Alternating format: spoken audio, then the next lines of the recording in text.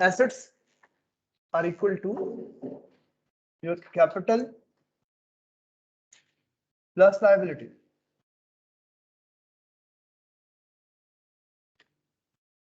Assets जो हैं वो आपके पास आपकी कैपिटल और लाइबिलिटीज के इक्वल होते हैं, ठीक है बेटा। सिंपल सा कॉन्सेप्ट अपने माइंड में रखिएगा। सो ये आपकी फाइनेंसिंग है।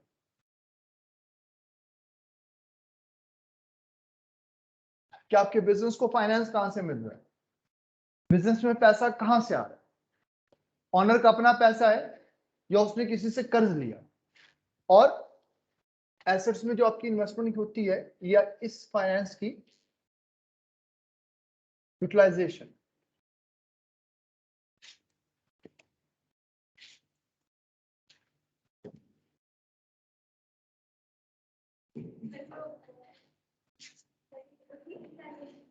सॉरी बेटा, हाँ बेटा, जो हम लोगों ने, आप ये कह लें कि आगे आ जाओ बेटा, बेटा थोड़ा सा साइड पे हो जाओ।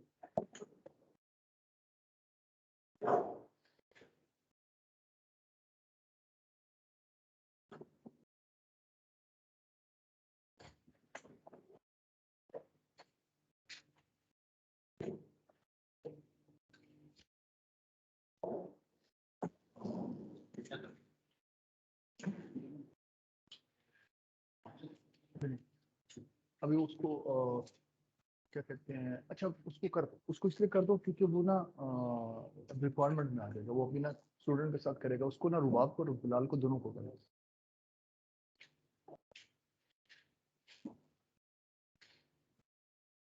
जी बेटा स्टार्ट करूं? चलिए, आपके पास आपकी यूटिलाइजेशन है इन्हीं फाइनेंसिंग की कि यार जो पैसा आपने लिया आपने इसको यूटिलाइज कहाँ किया, आपने इसको कहाँ पे लगाया, ये एसेट्स के बीच में। तो ये आपके पास अपने हर पॉइंट पर अकाउंटिंग इक्वेशन टैली करेगी, हर पॉइंट के ऊपर अकाउंटिंग इक्वेशन ने टैली करना है, इक्वेट करना है। आपको मेरी बात बेटा समझ में आ रही है? ठीक है। सो अकाउंटिंग इक्वेशन बहुत simple, assets are equal to capital plus liabilities. बेटा कोई मसला तो नहीं इसमें? ठीक है।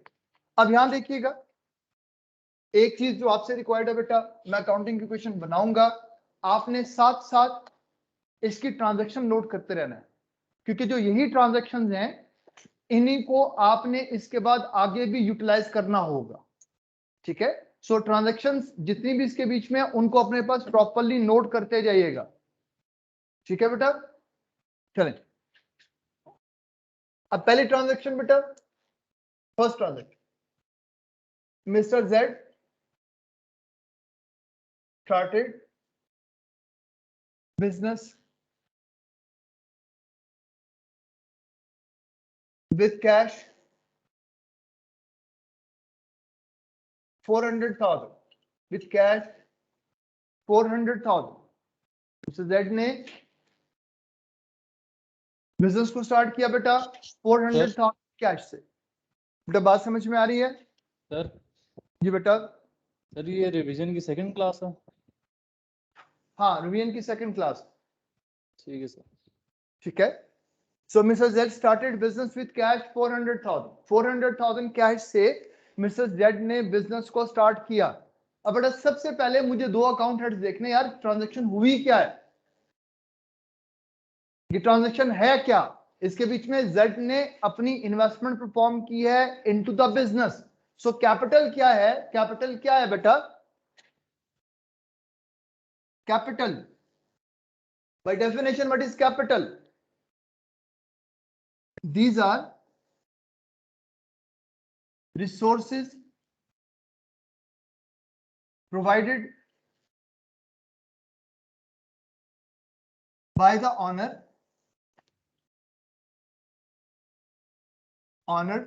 to the business. So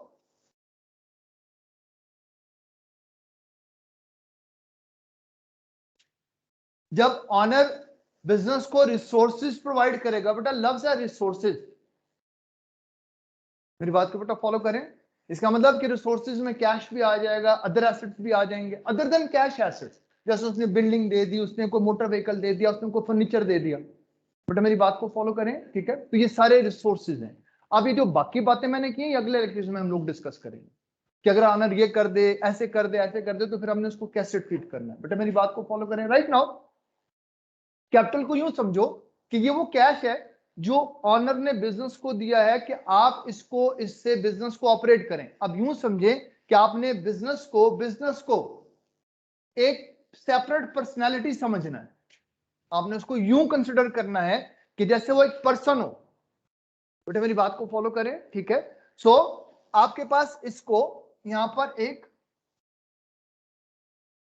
separate entity concept बोला जाता है। तो वर्चुअली आपने बिजनेस को सेपरेट रखना है ऑनर से। अगर आप बिजनेस का सही प्रॉफिट या लॉस देखना चाहते हैं तो ऑनर की पर्सनल ट्रांजैक्शन और बिजनेस की ट्रांजैक्शन को मिक्स नहीं करना। सही कॉन्सेप्ट क्या है? बाय डेफिनेशन कॉन्सेप्ट क्या है कि अगर आपको बिजनेस का सही पिक्चर चाहिए तो फिर ऑनर की पर्सनल ट्रांजैक्शन और बिजनेस की ट्रांजैक्शन को मिक्स ना करो। जो बिजनेस की ट्रांजैक्शन है वो यहां पर रिकॉर्ड करो और जो ऑनर की पर्सनल ट्रांजैक्शन है वो ऑनर से को खुद अपने पास रिकॉर्ड करो। बेटा मेरी बात को फॉलो करें। क्या आपको ये बात समझ में आ रही है बेटा? ठीक हो गया। सो यहां पे इस सेपरेट एंटिटी कॉन्सेप्ट को आप यूं समझे कि बिजनेस जो है it is a separate personality. बेटा मेरी बात को अंडरस्टैंड करें, ये एक सेपरेट पर्सनैलिटी है आपके पास। सो ऑनर ने 400,000 दे दिया इस पर्सन को। इस पर्सन के पास 400,000 की कैश है। तो कोई मसला तो नहीं। तो बेटा कैश क्या है? एसेट है ना। तो अब यहां पर देखिएगा, इसका मतलब कि इस तरफ मेरे पास कैश आ गई। कितने क्या है बेटा? 400,000। और इधर मेरे पास बेटा क्या आ गया? कैपिटल आ गया। कितने का कैपिटल आ गया बेटा? 400। क्यों कैपिटल? क्यों कैपिटल?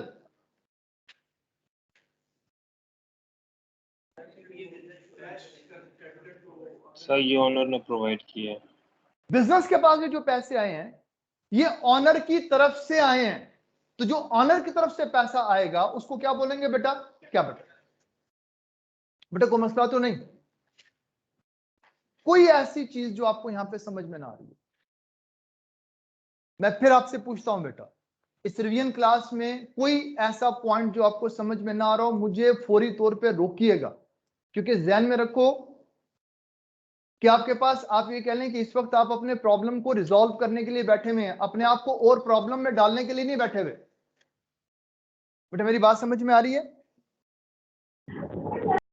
ठीक है बेटा, आगे चलो। ठीक है। सो पहली ट्रांजैक्शन क्या थी बेटा?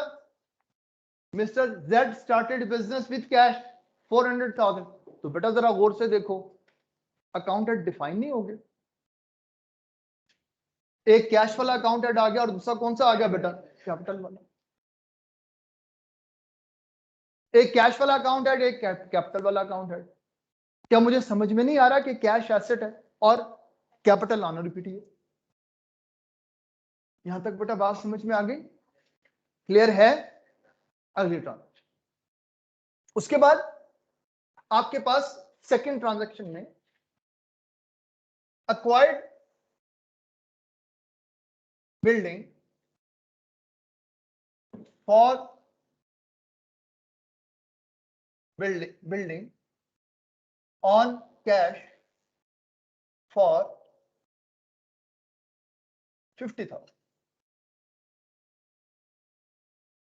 50,000 रुपए पर मैंने क्या ले ली? 50,000 की क्या ले ली? बिल्डिंग ले ली बेटा। ऑन कैश ली, कैश पर ली बेटा। तो क्या फ्लो ऑफ डाटा समझ में आ रहा है? फ्लो ऑफ डाटा क्या है बेटा? कैश रिड्यूस हो जाएगी और बिल्डिंग इंक्रीज। बेटा बात समझ में आ रही है? ठीक है। अब यहां देखिएगा, यहां पे 50,000 रिड्यूस हो गया कैश में से और बिल्डिंग में 50,000 ऐड हो गया बेटा। बेटा कोई मसला तो नहीं? ठीक है, कोई परेशानी तो नहीं बेटा? और कैपिटल पर इसका कोई फर्क नहीं पड़ेगा बेटा। क्यों फर्क नहीं पड़ेगा? कैश दी है। हाँ बेटा, नहीं, मेरा सवाल ये है कि जो हमने कैश को पे किया, ये खर्च नहीं हो गए पैसे? सर वो हमने सर एसेट ओनर ने तो नहीं दिया ना। नेचर है वो चेंज बेटा हुई है नहीं। सर। हाँ, ये बात लॉजिकल है कि आपने कहा सर बात ये है कि ये नहीं हो कि हमने पैसे कुएं में फेंक दिए, या पैसे किसी दरिया में बहा दिए, या पैसे को चोरी करके ले गया। नहीं, अगर 50,000 मुझसे गए हैं तो उसके बदले में कुछ आया भी तो सही है ना। और वो क्या बेटा? बिल्डिंग। तो बिल्डिंग मुझे मिल गई बेटा, क्लियर है? तो ब्रेकअप चेंज हो गया। अब मेरे एसेट्स अभी भी 4 लाख के हैं, लेकिन ब्रेकअप ये हो गया कि 3,50,000 कैश है और 50,000 बेटा क्या है? बिल्डिंग। अभी भी ये सारी की सारी चीजें किसके ऑनर की? कोई और उस पर क्लेम कर ही नहीं सकता, क्योंकि किसी और ने एक पैनी भी नहीं दी ना बेटा। बेटा क्लियर है? आगे चलो बेटा। यस अब एक छोटी सी बात जिससे पहले भी आपसे डिस्कस की थी, अभी फिर डिस्कस करता हूं। वो यह कि यहां पर मैं देखोगे मैंने साथ जो मनी मेजरमेंट है वो नहीं लिखी। इंपॉर्टेंट, मुझे साथ ये बात बतानी पड़ेगी कि ये जो फिगर्स लिख रहा हूं इसका मतलब क्या है। ये जो फिगर्स मैंने रिपोर्ट किए हैं इनका मतलब क्या है। ये जो फिगर मैं यहां पे लिख रहा हूं ये रुपीस है, ये पाउंड है, ये डॉलर है, ये क्या चीज है? आप मेरी बात को बेटर अंडरस्टैंड करे हो? कोई मसला तो नहीं? सो पहली बात, मुझे इसके साथ पूरी एक्सप्लेनेशन देनी है। ये क्या है?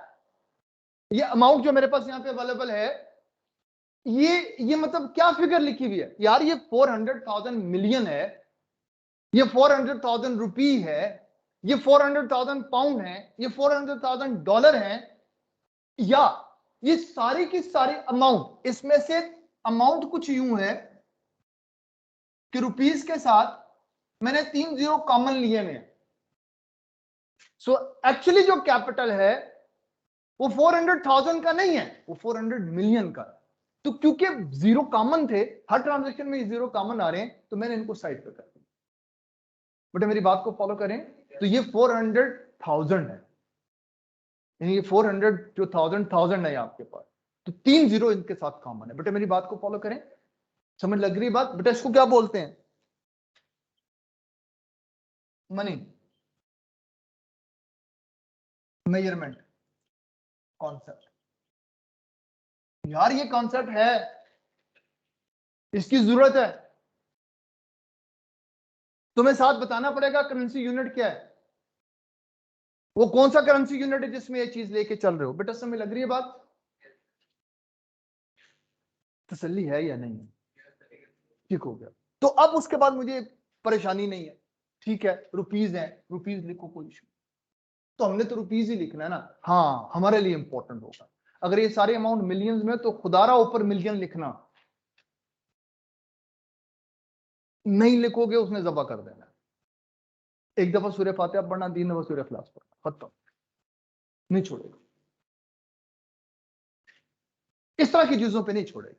कैलकुलेशन गलत हो गई, तुमने 400,000 में से 50,000 माइनस किया, गलती से तुम यहां पर 3,60,000 लिख गए। कहता कोई नहीं, गलती हो सकती, ये तो किसी से भी हो सकती। कहता लेकिन चार्टर्ड अकाउंटेंट से ऐसी गलतियां नहीं हो सकती। ये वाली लिखने को सिर्फ अमाउंट है, वो कहेगा नहीं इसको समझ ही नहीं आ रही चार्टर्ड अकाउंटेंसी क्या, इसको फिर आईटीएम में भेजो ताकि दोबारा से पास करके आए। मेरी बात को बेटा फॉलो करें, ये बड़ी सख्त बातें जो आपसे कर रहा हूं, और मजे की बात ये छोटी छोटी सी बातें हैं जो आपको पेपर में क्लियर करवा दी। इसको बोलते हैं प्रेजेंटेशन। मार्क्स जो आप पेपर में लेंगे 2 चीजों पे डिपेंडेंट है, एक what you have answered, number 2 that is very much important, how you have answered. जब तक इस चीज पर नहीं आओगे पेपर ने नहीं पास। बेटा मेरी बात समझ में आ रही है? क्लियर है? आगे चलो बेटा, ये ट्रांजैक्शन क्लियर है? जी पुत्र ले लो कुछ। सर जी बेटा सर ये रुपीज या डॉलर्स ये ट्रांजैक्शंस में लिखा होगा या हमने इसमें भी लिखना है? नहीं बेटा, जब एक दफा ऊपर टॉप पे लिख जा फिर बार बार लिखने की जरूरत नहीं है। चलो यहां तक बेटा बात समझ में आ गई, क्लियर है? आगे चलो बेटा, चलो आगे आ जाओ। आपके पास number 3 acquired furniture on cash for 10,000। बेटा हमने 10,000 का फर्नीचर कैश पर लिया है, कैश पर बेटा फर्नीचर लिया हमने। तो पहली बात क्या होगी बेटा, कैश में से 10,000 माइनस कर दूंगा ना, कैश में से यस सर। 10,000 को माइनस कर दिया, और एक और एसेट आ गया जिसका नाम क्या बेटा, फर्नीचर। अगेन इस ट्रांजैक्शन का भी कैपिटल पे कोई फर्क नहीं, और अगर इस टाइम के ऊपर इसको बैलेंस करना चाहिए तो कर सकते हैं ना यार। वो कैसे, यहां देखो, सो 3,40,000, 50,000, 10,000, अगर मैं इन सबको प्लस कर लूं तो यही आंसर 400,000 का आएगा मेरे पास। बेटे मेरी बात को अंडरस्टैंड कर रहे हो, कोई मसला तो नहीं? आगे चलो, गुड्स परचेज्ड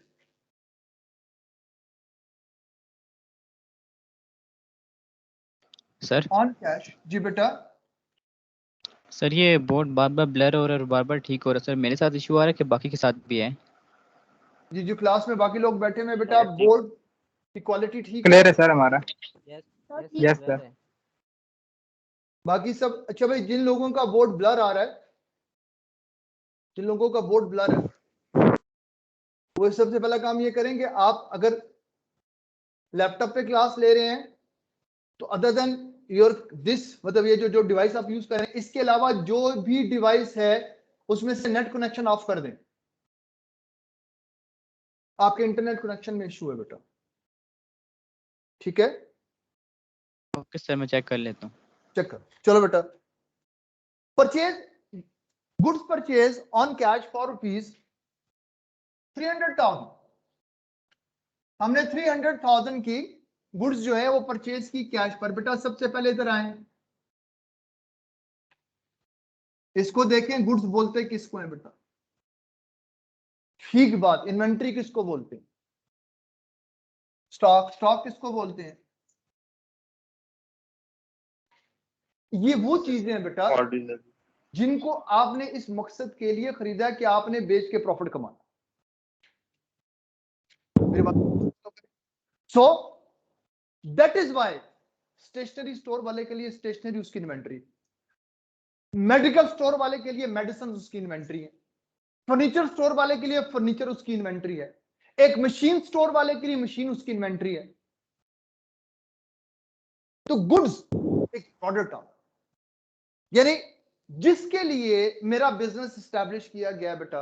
अगर एक ग्रोसरी स्टोर है बेटा, तो मैंने ग्रोसरी बेचने के लिए बिजनेस को एस्टैब्लिश किया। अगर एक मेडिकल स्टोर है, अगर एक मेडिकल स्टोर है तो बैठो,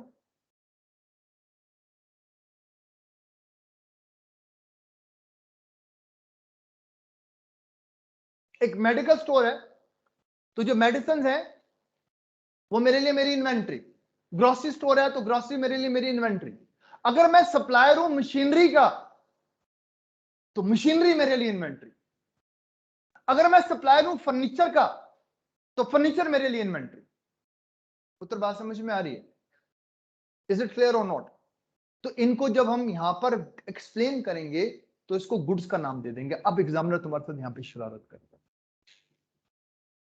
तो शरारत क्या करता है, यहां पर जरा इस बात को समझो। देखो उसकी इंटेंशन क्या है कि वो तुम्हारे कॉन्सेप्ट पे जाए, तुम्हारे रट्टे पे ना जाए। अगर लफ्ज गुड्स लिख दिया तो सबको समझ में आ जाएगी। वो टॉप पे लिखेगा कि mister Ali started stationery business named Ali Baba stationery, और नीचे लिखेगा स्टेशनरी परचेज, स्टेशनरी परचेज। मेरी बात फॉलो करें। तो वहां से मुझे समझ आना भाई, खबरदार खबरदार, ये इन्वेंट्री है उसकी, ये इन्वेंट्री है उसकी। बेटा मेरी बात को फॉलो करें। क्या आपको ये बात समझ में आ रही है? क्लियर है बेटा? Yes sir. Yes sir. कोई मसला बेटा? वो कहता है जनाब mister Ali started pharma business, medicine, purchase medicine, sold medicine. इसका मतलब ये परचेज से वो इस तरीके से तुम्हारे कॉन्सेप्ट्स को चेक करे। किसको पता भी है गुड्स बोलते किसको? बेटा मेरी बात को फॉलो करें, मेरी बात समझ। मैंने तुम्हें फिर एक बात बता, बेटा जवाब मुश्किल नहीं है, सवाल मुश्किल है। अगर मुझे सवाल समझ में आ जाए, जवाब देना इशू नहीं। मुझे इशू उस वक्त होता है जब मुझे सवाल समझ में नहीं, और जब मुझे सवाल समझ में नहीं आता पेपर पास नहीं। आपको मेरी बात बेटा समझ में आ रही है? कंटिन्यू करूं? ठीक हो। गुड्स परचेज, ठीक है, इन्वेंट्री है, स्टॉक है मेरा। आ जाओ, यहां पे मैं स्टॉक लिख देता हूं, इन्वेंट्री लिख देता हूं, कोई मसले वाली बात नहीं। 3 लाख रुपए कैश में पे किए हैं, तो बेटा कैश में से माइनस करूं ना, तो 3 लाख को मैंने कैश में से माइनस कर दिया, और 3 लाख को मैंने स्टॉक में ऐड कर। अब ब्रेकअप क्या हो गया बेटा? यहां देखो कि मेरे पास कैश कितने की पड़ी हुई है, 40,000। मेरी बिल्डिंग कितने की है, 50,000। 10,000, 3 लाख। ठीक है बेटा, कोई मसला तो नहीं? कोई मसला तो नहीं बेटा? चले आगे चलो। No sir. Number sold goods costing rupees 3 lakh for 500,000 on cash. कहता वो चीजें जिनकी कीमतें खरीद, कॉस्टिंग, जो मुझे कॉस्ट करती हैं कितने बेटा, 3 लाख रुपए, मैंने कितने में बेच दी बेटा, 5 लाख, और बेचा किस पर बेटा, कैश। बेटा बात समझ में आ रही है? बेटा क्लियर है? पहला काम, स्टॉक 3 लाख से कम हो जाएगा, कोई डाउट तो नहीं बेटा? क्यों कम होगा? चीजें देनी पड़ेंगी ना बेटा उसको, तो 3 लाख की चीजें मैंने उनको डिलीवर कर दी, ठीक है बेटा, और मेरी कैश में इजाफा हो गया बेटा कितने का, 5 लाख। 3 लाख की चीज कितने में बेची, 5 लाख में। प्रॉफिट है या नुकसान है बेटा? कितने का प्रॉफिट है? 2 लाख। हाँ, अगर कोई प्रॉफिट होगा कैपिटल में ऐड करो, अगर कोई लॉस होगा कैपिटल में से माइनस करो। बेटा क्लियर है या नहीं? बेटा क्लियर है या नहीं? अगली बात, अगर कोई एक्सपेंस है कैपिटल में से माइनस करो। अगर अभी नहीं करूंगा तो अल्टीमेटली करना पड़ेगा। अगर कोई इनकम है तो अकाउंटिंग इक्वेशन में तो कैपिटल में ऐड हो जाएगी, और अभी नहीं करूंगा तो मुझे आगे जाके इसको ऐड करना पड़ेगा। बेटा क्लियर है? ठीक हो, तो 2 लाख प्रॉफिट हुआ, ऐड कर दो। इसका मतलब अब कैपिटल कितना हो गया बेटा, 6 लाख। स्टॉक 0 पे चला गया, सारा स्टॉक दे दिया। हाँ, कैश 5,40,000 की है, ये 50,000 है बेटा, ये 10,000। अब एक बात को देखो, गौर करो, इसी को तो बिजनेस साइकिल बोलते थे। सेटअप बनाया, और बनाने के बाद क्या किया, इन्वेंट्री को परचेज कर लिया, प्रोड्यूस कर लिया, आगे सेल किया, सेल करने से क्या मिल गई, कैश मिल गई, चक्कर चलता है। बेटा क्लियर है? कोई मसला तो नहीं? चलो बेटा, फाइनली आखिरी एंट्री बेटा, पेड सैलरीज रुपीज 30,000, 30,000 रुपए की सैलरीज पे कर, पेड सैलरी। जी बेटा। सर ये एंट्री नंबर जो 5 आपने करवाया था, इसका कैपिटल वाला पॉइंट बताएं। दोबारा बता देता हूं बेटा। आपने जो चीजें बेची हैं उनकी कॉस्ट क्या थी? 2 लाख। उसको बेचा किस, सॉरी 3 लाख। उसको बेचा कितने में बेटा? 5 लाख। इसका मतलब 3 लाख की चीज को अगर 5 लाख में बेचूंगा तो 2 लाख का प्रॉफिट है। कैश में 5 लाख रुपए ऐड हो गए, ठीक है बेटा। स्टॉक में से 3 लाख रुपए माइनस हो गए और 2 लाख जो है वो किसमें ऐड हो गया बेटा? कैपिटल में। बेटा बात समझ में आई? बेटा क्लियर है? Yes sir, yes sir, yes. Paid salaries rupees 30,000, 30,000 की सैलरी पे की। Paid salaries 30,000। अब यहां 30,000 कैश में से माइनस और 30,000 को कैपिटल में से भी माइनस कर लिया। ये है क्या बेटा? सैलरी। कौन सा एक्सपेंस है बेटा? सैलरी। सो अब मेरे पास कैश कितनी है? 5,10,000, 50,000, 10,000, 0, 5,70,000। दोनों साइडों को इक्वेट करो बेटा, बराबर है। पहली बात बेटा इसकी पिक्चर ले लो, आज का क्वेश्चन। अब इसका हम लोग क्या करेंगे बेटा? जर्नल बनाएंगे, लेजर बनाएंगे, उससे ट्रायल बैलेंस बनाएंगे, फिर इसी को स्पेशल जर्नल्स में लेकर जाएंगे, वहां से लेजर्स बनाएंगे, वहां से ट्रायल बैलेंस बनाएंगे। ठीक है बेटा। आज का क्वेश्चन मैंने बहुत ही सिंपल रखा है जानबूझ के, ठीक है, बहुत ग्रास रूट लेवल पे। पिक्चर लो जल्दी से। Excuse me sir. जी बेटा। Sir I am sorry but मैं थोड़ा लेट ज्वाइन किया तो क्या पता आप जल्दी से रिवाइज करवा सकते हैं क्वेश्चन। जल्दी से रिवाइज करवा दूं।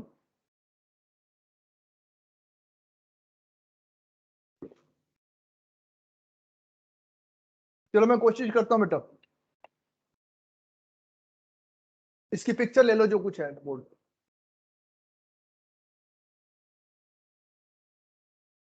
ठीक है बेटा।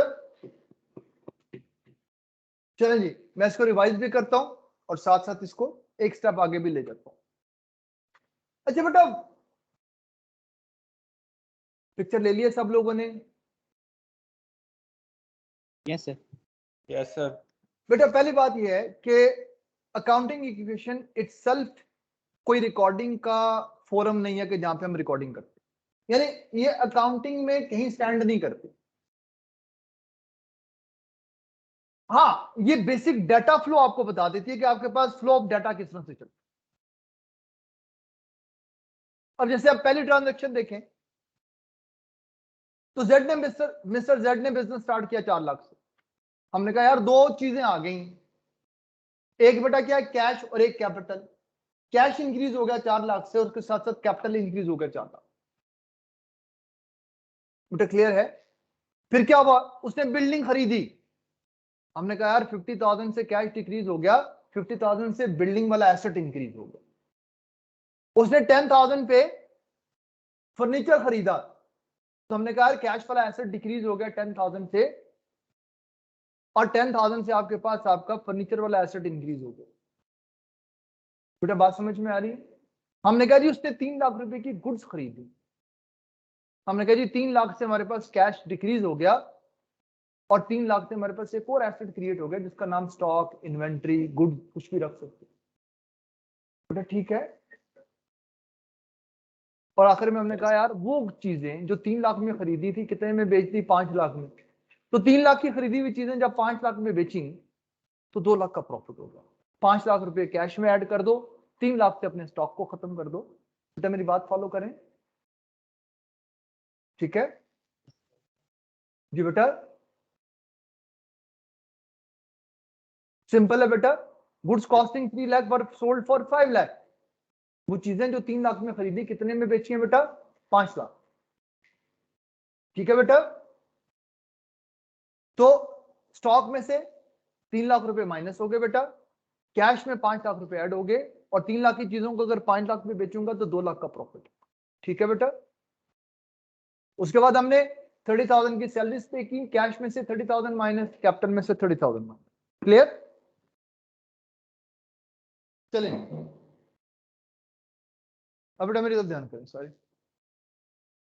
अब यहां से जो अगला स्टेप है वो है कि अब मैं इसको प्रॉपर्ली रिकॉर्ड तो करूं ना, ये रिकॉर्डिंग नहीं है। पहली बात समझिएगा, ये रिकॉर्डिंग नहीं है, तो जस्ट मैंने आपके पास अब ये कहने की चीजों को बस अलाइन कर दिया, यार इस तरह से होता है। तो रिकॉर्डिंग बेटा पिक्चर ली हुई है ना, अब रिकॉर्डिंग के लिए मुझे यहां पे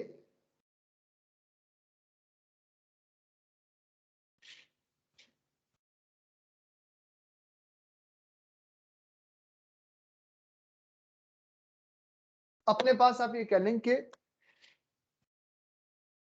जर्नल बनाना। जर्नल क्या बेटा? It is a day book. ये आपके पास आपकी डे बुक है, ठीक है। यहां पर हम लोग डेली ट्रांजैक्शंस को रिकॉर्ड करते हैं, इनकी बेटा रिकॉर्डिंग है। और रिकॉर्डिंग कैसे होती है बेटा? Date wise. Journal is a day book, daily transaction को रिकॉर्ड करेंगे बेटा, और रिकॉर्डिंग कैसे करेंगे? Date wise. बेटा क्लियर है? बात समझ में आ रही है? अब उसके बाद ये हमारी मर्जी पर है कि हम कौन सा जर्नल बनाए, ये हमारे ऊपर है। बेटा मेरी बात को फॉलो करें, ये जो जर्नल है ये आपके पास जर्नल भी हो सकता है, और ये जर्नल जो है स्पेशल जर्नल। सो आपकी मर्जी, आप जर्नल में जाना चाहें, आपकी मर्जी, आप स्पेशल जर्नल में जाना। बेटा क्लियर है? तो पहले जर्नल को डिफाइन कर लेते हैं, फिर आज के लेक्चर में स्पेशल जर्नल्स को डिफाइन करें। बेटा मेरी बात को फॉलो करें। सो डेली मेरी एक्टिविटी यही होगी कि मैं आपका एक क्वेश्चन उठाऊंगा। आज का क्वेश्चन बहुत सिंपल है, आज के ही बैलेंसेस से कल हम लोग आगे चलेंगे, और हर आने वाले दिन में चीजों को थोड़ा सा कॉम्प्लिकेटेड करते जाएंगे, ज्यादा नहीं। मुझे इंशाल्लाह उम्मीद है कि जब 4-5 दिन गुजरेंगे तो उस वक्त तक आपकी इतनी प्रैक्टिस हो चुकी होगी कि जो कॉम्प्लिकेटेड चीजें हैं वो कॉम्प्लिकेटेड नहीं है। अब मेरी बात को अंडरस्टैंड करें, ठीक है। इंशाल्लाह उस वक्त तक ये हो जाएगा, वो दूसरे लेक्चर नहीं छोड़ने तो उन्हें, जो रेगुलर लेक्चर में नहीं छोड़ने। आज हमने अपने रेगुलर लेक्चर में परफॉर्म किया था अक्रूवल प्री पेमेंट्स, बड़ा मजे का टॉपिक था। उसमें जो कुछ है उसको अपने पास लिख के रख लो। अगर इस वक्त तुम्हें नहीं भी समझ में आया, पहली बात है कि ऐसा नहीं होगा कि तुम्हें समझ में ना आए, इस रिवीजन क्लास के बाद तो वैसे ही समझ में आता, लेकिन अगर तुम्हें नहीं भी समझ में आया तो लिख के रख लो। यकीन रखो कि ये कल के लेक्चर के बाद तुम्हें वो खुद ब खुद समझ में आता, तो कल के लेक्चर में वैसे भी उसने खत्म हो जाए। पूरी बात को अंडरस्टैंड कर रहे हो? इज इट क्लियर और नॉट? चलो अब यहां देखना बेटा, अब जनरल रिकॉर्डिंग कैसे करूं? पहले तो मुझे फॉर्मेट देखना है, इसका जनरल का मुझे यहाँ पे फॉर्मेट चाहिए। अब जनरल का जो फॉर्मेट है उसके बीच में मुझे यहाँ पे डेट का कॉलम बनाना पड़ेगा, यहाँ पर पर्टिकुलर्स, यहाँ पे अमाउंट,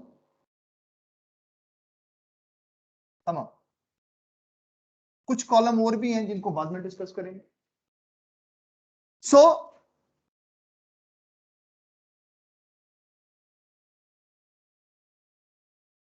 फिलहाल इसी फॉर्मेट को फॉलो करेंगे।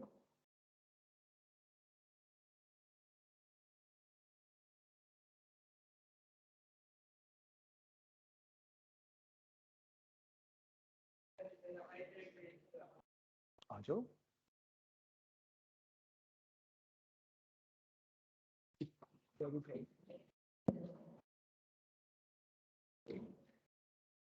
ठीक है, अच्छा भाई इधर सारे लोग ध्यान करें। पहली बात ये है कि मैं फिर आपसे गुजारिश कर रहा हूँ, मेरी ख्वाहिश ये है कि ये चीजें आपके लिए इस वक्त बहुत सिंपल नहीं। ये पूरा का पूरा जो लेक्चर है इसका जो बेसिक पर्पज है वो ये है कि आप चीजों को अंडरस्टैंड कर सकें। ठीक है, इसलिए अपनी पूरी अटेंशन के साथ उनको सीखिए। 2 दिन 3 दिन के बीच में इंशाल्लाह आपकी जो प्रॉब्लम्स हैं वो रिजॉल्व हो जाएंगी। दूसरी बात और सुनिए, मैं आज भी क्लास में एक बात बता रहा था, ये रिवीजन नहीं है अकाउंटिंग के क्वेश्चन, ये रिवीजन नहीं है, ये जस्ट छोटी सी प्रिपरेशन है। रिवीजन अभी हमने करनी है। ये वाली क्लास नहीं, ये रिवीजन क्लासेस नहीं है, नहीं। अभी रिवीजन हमने परफॉर्म करनी है। रिवीजन जब हम करेंगे आपको खुद ही एहसास हो जाएगा कि रिवीजन का मतलब क्या होता है। मेरी बात को बेटा फॉलो करें, ठीक है। चलें, अब यहां देखिएगा जर्नल सर ये बेटा इसका फॉर्मेट है। इसके बीच में कुछ कॉलम्स और भी हैं। एक क्वेश्चन नंबर का कॉलम है, एक इसमें रेफरेंस का कॉलम है, एक इसमें एलएफ का कॉलम है। अभी मैंने उन सबको इग्नोर कर दिया क्योंकि उनका भी कोई काम नहीं। सर जी बेटा, सर आप कहते हैं जनरल जनरल और स्पेशल जनरल को डिफाइन कर दूंगा। सॉरी बेटा, आप कहते हैं जनरल जनरल को डिफाइन कर दूंगा। तो ये डिफाइंड है ना बेटा। Journal is a day book where we record daily transactions date wise. Okay sir. मतलब ये डेफिनेशन है journal. What is journal? It's a book of prime entry, जहां पे हम लोग अपने पास अपनी अकाउंटिंग ट्रांजैक्शन को निचली रिकॉर्ड करते हैं और इसमें रिकॉर्डिंग डेट वाइज होती है। बात को फॉलो करें, ये डेफिनेशन लिखी हुई है। जी सर। ठीक है, सो आपके पास आप ये कह लें कि जब हम जर्नल में रिकॉर्डिंग करेंगे तो कैसे रिकॉर्ड करेंगे।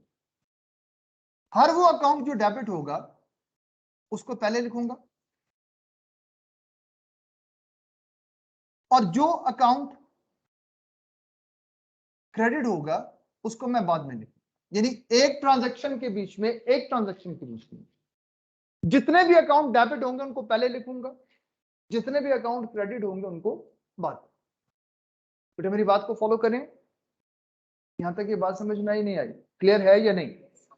ठीक हो। अब पहली बात कि मुझे ये तो पता चले अकाउंट क्या होता है। दूसरी बात मुझे इस चीज के बारे में क्लैरिटी हो, डेबिट क्या होता है, क्रेडिट क्या होता है। ये दोनों चीजें इंटरलिंक्ड। तो मेरी बात को फॉलो करें, ठीक है। अगर आप इजाजत दे तो मैं इसको रब कर दूं। जी बेटा रब कर दूं इसको। Yes sir. यस अब बेटा यहां देखिएगा,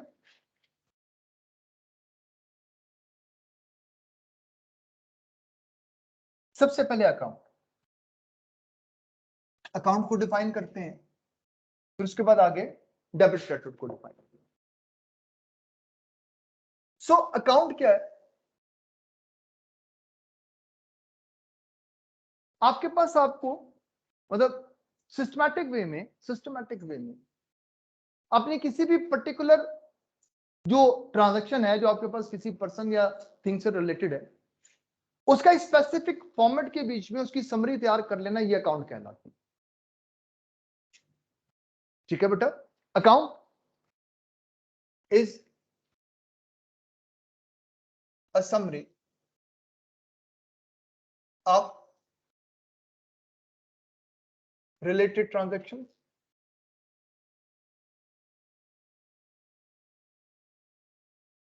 of a person or thing in a specified manner.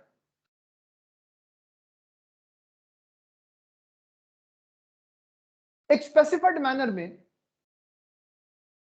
किसी भी एक पर्सन या थिंग से रिलेटेड उसकी जो ट्रांजैक्शन परफॉर्म हुई है अगर हम उसकी एक समरी से तैयार कर लें तो वो अकाउंट बन जाए। और ये बेसिक यूनिट है अकाउंटिंग का। इसी की वजह से अकाउंट की वजह से नाम अकाउंटिंग पड़ा है। बेटा मेरी बात को फॉलो करें, सो फॉर्मेट क्या है इसका? फॉर्मेट ऑफ एन अकाउंट, एक अकाउंट का फॉर्मेट। सबसे पहली बात बेटा, इसके बीच में इस अकाउंट की दो साइड्स,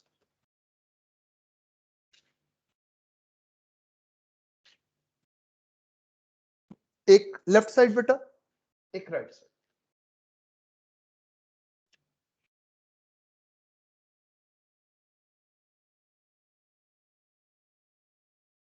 ये बेटा इसकी लेफ्ट साइड, ये इसकी राइट साइड। बेटा मेरी बात को फॉलो करें। सबसे पहले बेटा आपके पास अकाउंट टाइटल नेम। यार किस चीज का अकाउंट बना रहे हो? कैश का बना रहे हो, बिल्डिंग का बना रहे हो, फर्नीचर का बना रहे हो, इन्वेंट्री का बना रहे हो, किस चीज का अकाउंट बना रहे हो? बेटा बात समझ में आ रही है? बेटा क्लियर है? सो अकाउंट टाइटल, उसका नेम ऊपर दें। ये वाली साइड इसकी लेफ्ट हैंड साइड, और बेटा ये वाली साइड इसकी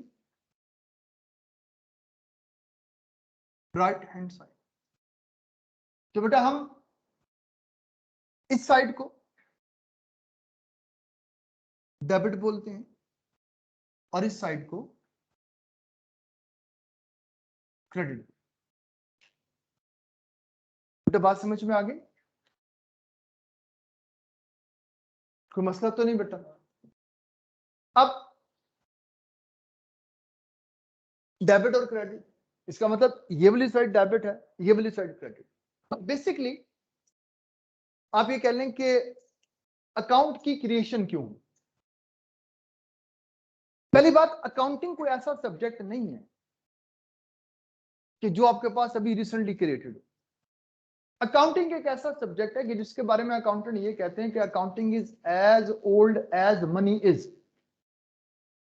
यानी जिस दिन से पैसा वजूद में आया उस दिन से अकाउंटिंग वजूद में आ चुकी थी।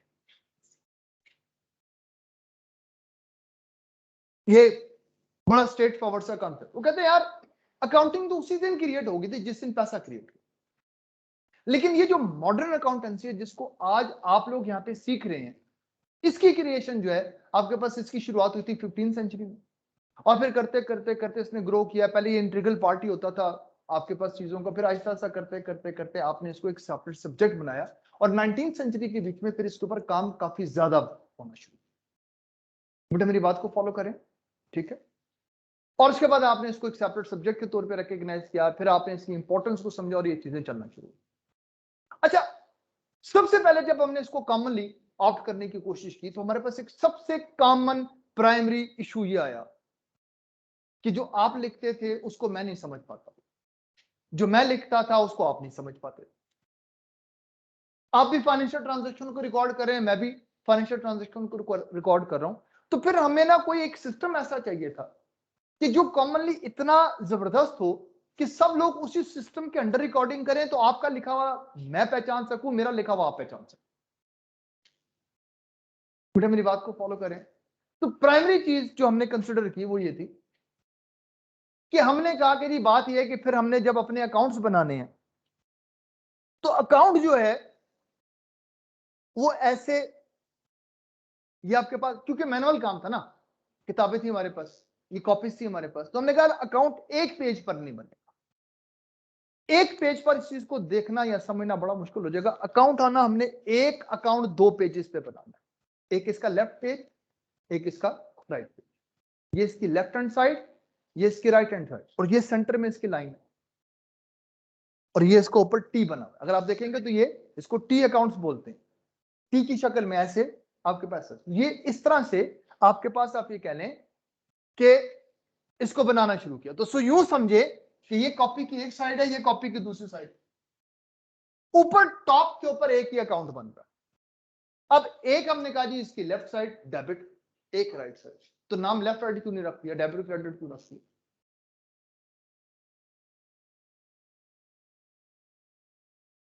ओ यार हम लोग तो थोड़े से आप ये कह लें कि ज्यादा अपसेल पसंद है ना, हम तो अपनी जबान की इंपॉर्टेंस को इतना नहीं कंसिडर करते, बल्कि हमारे यहाँ पर अगर कोई बंदा उर्दू बोलना शुरू हो जाए तो हम कहते हैं यार ये क्या उसी किस्म का बंदा, ज़हनी तौर पर गुलाम है ना, अपनी चीज से मोहब्बत नहीं,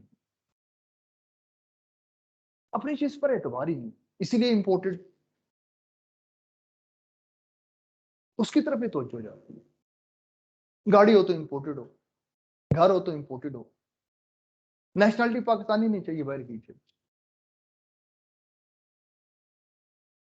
मेरी बात को अंडरस्टैंड करें, ये चीजें मुझे पाकिस्तान में अच्छा नहीं लगता, रहते पाकिस्तान में, खाते पाकिस्तान में, गालियां भी सीखते।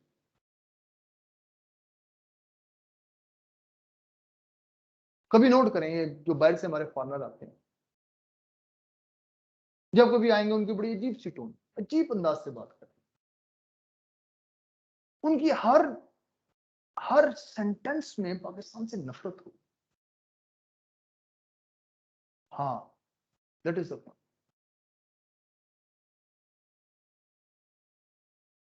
वो वहां से आपके पास ऐसे बता के आप क्या रहते हैं, वहां पे क्वीन एलिजाबेथ के साथ रहते हैं,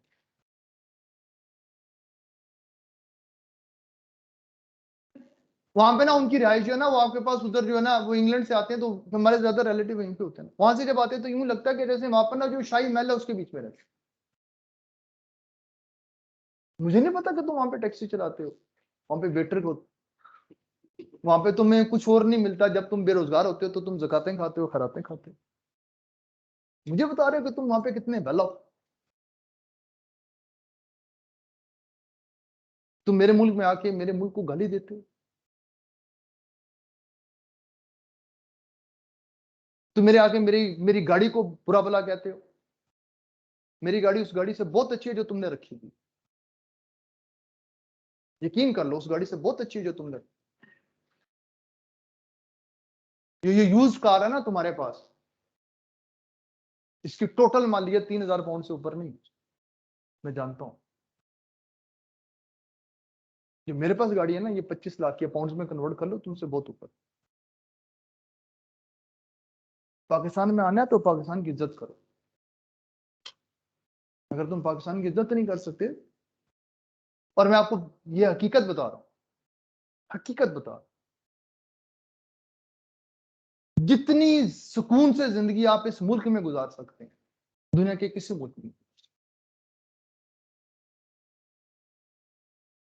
मैं ये, अगर तुम्हें इसमें शक है ना, अगर तुम्हें शक है तो चले जाना, कैद बा मुशक्कत है जिंदगी, कैद बा मुशक्कत। ये बातें तुम्हें इसलिए बता रहा हूं कि मैं इस चीज को बहुत क्लोजली देखा हुआ, हमारी फैमिली का बहुत बड़ा हिस्सा यूके में सेटल, मेरे जो आप ये कहेंगे ग्रेट ग्रैंडफादर थे वो विक्टोरिया क्रॉस, वर्ल्ड वॉर में उन्होंने विक्टोरिया क्रॉस किया था, जैसे आपके निशाने हैदर है यहाँ पे हमारे पास, वहां पे विक्टोरिया क्रॉस, तो क्योंकि वो विक्टोरिया क्रॉस है इसलिए उसके पास उसकी जितनी फैमिली थी वो सारी की सारी फ्री थी, वो इंग्लैंड से वहीं पे सेटल, कुछ छठी जनरेशन है जो सेटल।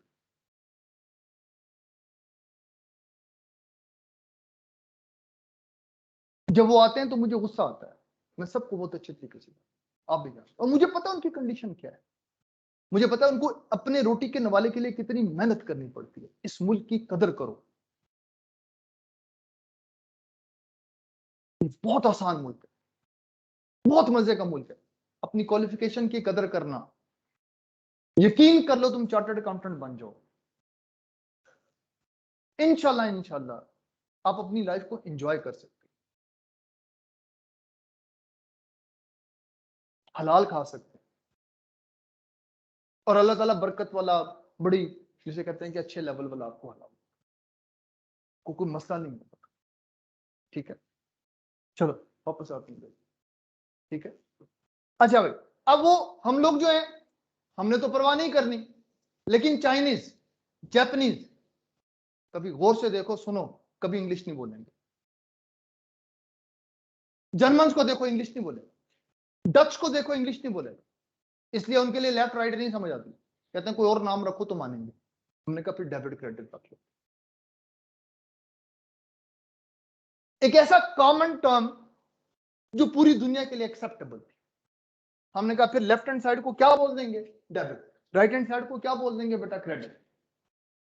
बेटा मेरी बात को फॉलो कर, अब पूरी दुनिया में एक अकाउंट की लेफ्ट हैंड साइड को क्या बोला जाएगा बेटा, डेबिट, और राइट हैंड साइड को क्या बोला जाएगा, क्रेडिट। बेटा कोई मसला तो नहीं, ठीक है। सो डेबिट क्रेडिट की डेफिनेशन यही।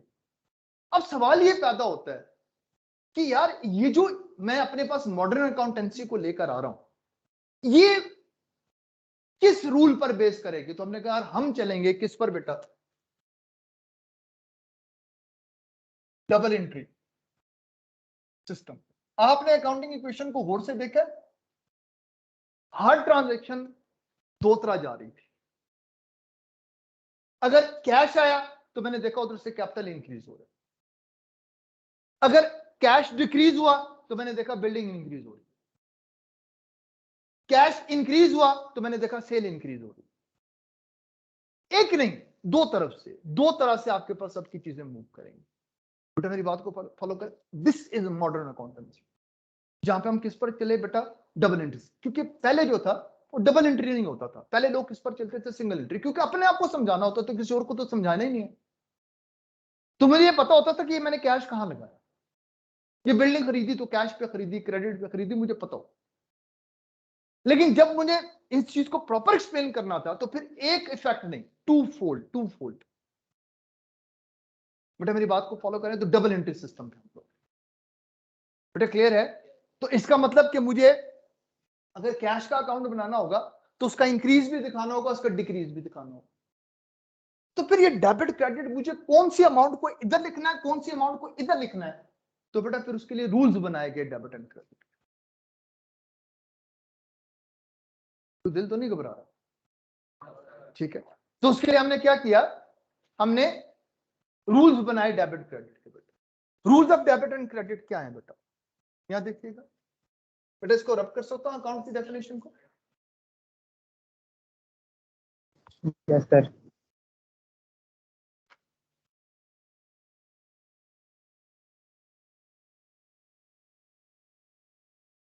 अच्छा, अब आपको याद होगा हमने पहले दिन डिस्कस किया था element of financial statements, 5 assets, liabilities, income, expenses, owner. So assets, liabilities, incomes, expenses, owner equity.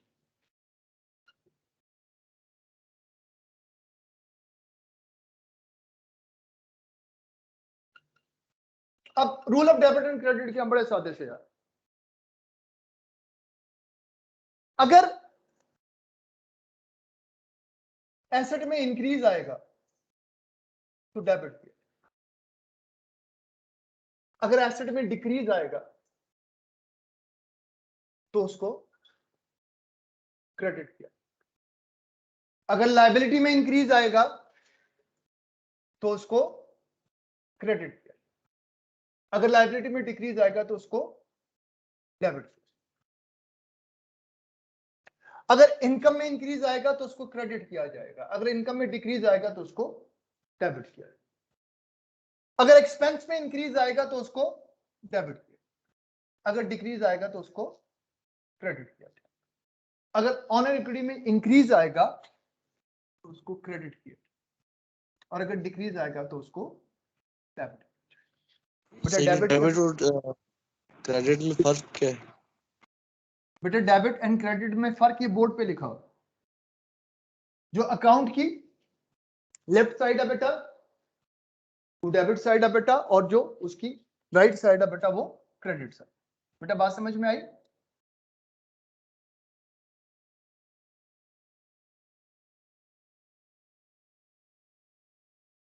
जी बेटा यहां तक समझ लग गई बात। अब इसका डेबिट क्रेडिट का मतलब भी समझो। इसका मतलब कि अगर मैं कैश का अकाउंट बना रहा हूँ तो सबसे पहले तो मुझे उसकी क्लासिफिकेशन चाहिए, ये कौन सी नस्ल का अकाउंट है, एसेट है, लायबिलिटी है, क्या है। मुझे पता चला एसेट है, अच्छा एसेट है। अब इस ट्रांजैक्शन में देखो कैश इंक्रीज है या डिक्रीज है, अगर कैश इंक्रीज हो रहा है तो जितनी अमाउंट से इंक्रीज हो रहा है और जिस वजह से इंक्रीज हो रहा है मैं किधर आके लिखूंगा, इधर आके। और अगर कैश डिक्रीज हो रहा होगा तो किधर आके लिखूंगा बेटा, इधर। और भाई समझ लग रही है बात बेटा, क्लियर है? अब Yes, अगर ये sir. इस तरह से है तो इसका मतलब जो बंदा भी कैश के अकाउंट को पढ़ेगा, जो अकाउंटेंट हो, वो एक लम्हे में पहचान जाएगा, अच्छा ये कैश अकाउंट, कैश एसेट है यार, एसेट का अकाउंट है। तो जो जो फिगर उसको इधर नजर आएगी उससे उसको ये बात समझ में लग जाएगी कि ये इनफ्लो ऑफ कैश है, और जो जो फिगर उसको उधर नजर आएगी उसको नजर आ जाएगी ये आउटफ्लो ऑफ कैश।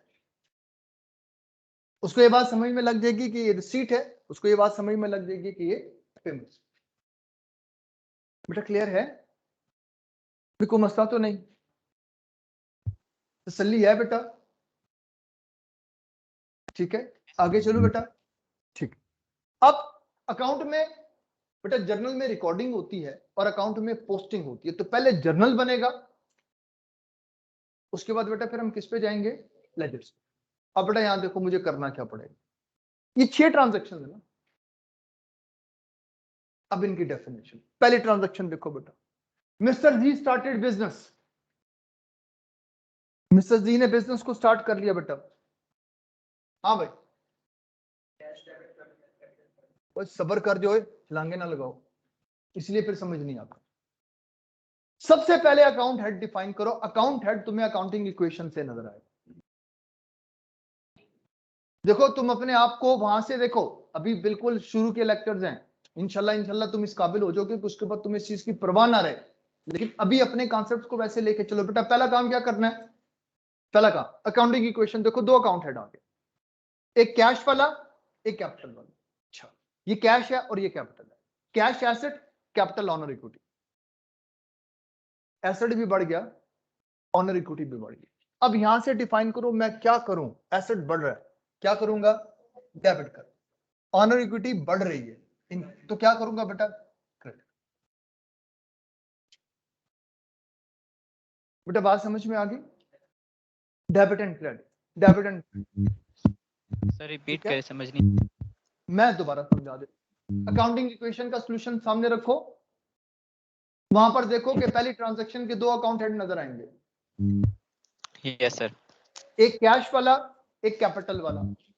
कैश भी इंक्रीज हो रही है, कैपिटल भी इंक्रीज हो रही है। बेटा क्लियर है? Yes sir. जब कैश इंक्रीज होगा तो उसको क्या करेंगे बेटा, डेबिट। क्यों डेबिट करेंगे, क्योंकि एसेट बढ़ रहा है।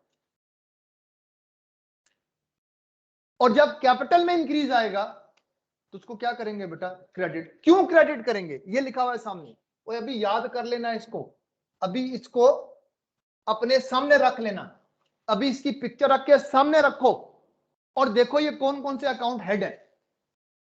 इसको मैंने डेबिट करना है या क्रेडिट करना है बेटा, 2 क्वेश्चंस कर लोगे, तीसरे में खुद ही याद हो जाए। ठीक है बेटा? Excuse me sir. जी बेटा। सर ये क्रेडिट किस में आएगा, ये कैपिटल? यहां देखो ना बेटा, पहली बात, मिस्टर जी स्टार्टेड बिजनेस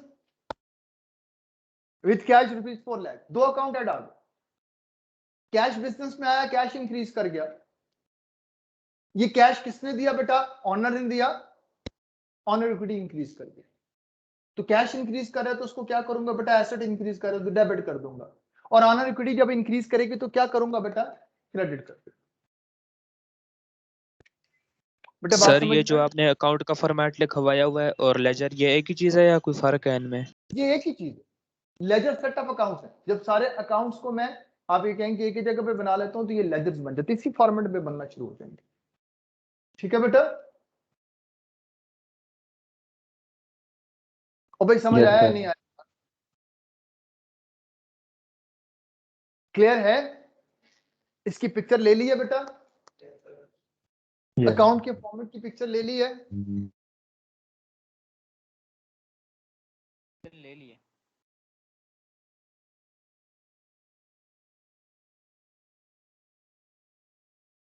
हाँ बेटा, इसको रब कर दूं।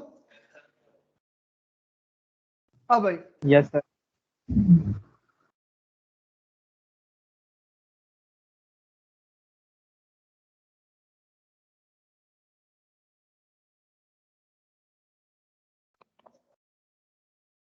अच्छा बेटा यहां देखिएगा प्लीज प्लीज, बेटा जनरल का फॉर्म, डेट,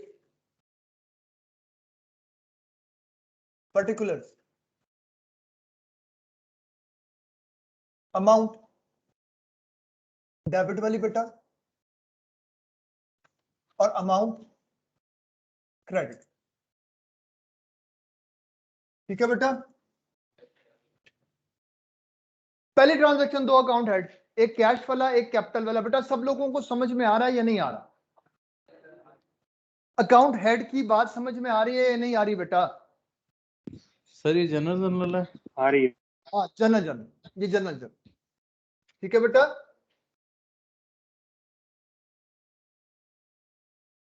हाँ भाई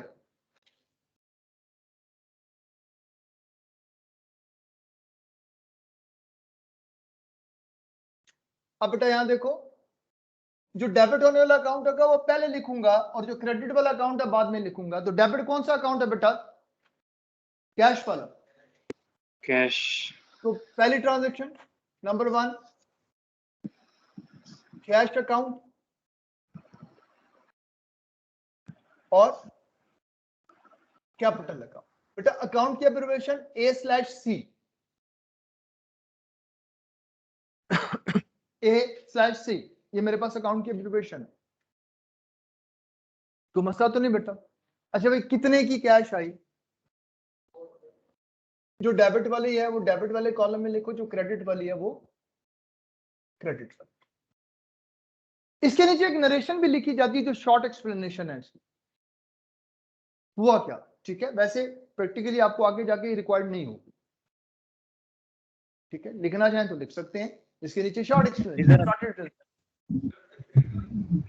एग्जामिनर आपको नॉर्मली स्ट्रेट फॉरवर्ड कह देता है, वो तो खास एक्सप्लिसिटली कह देता है नरेशंस आर नॉट रिक्वायर्ड। ठीक है, वो आपको एक्सप्लिसिटली कह देता है नरेशंस आर नॉट रिक्वायर्ड। लेकिन ये ध्यान में रख लो कि नरेशन होती है वो इसलिए कि बाज का एग्जामिनर आपके साथ उल्टा मामला कर सकता है, वो लिखेगा नरेशंस आर रिक्वायर्ड। वो इसलिए लिखता है कि यार ये सर फर्स्ट की नरेशन पर कैसे लिखेंगे? बस बेटा ये स्टार्टेड बिजनेस,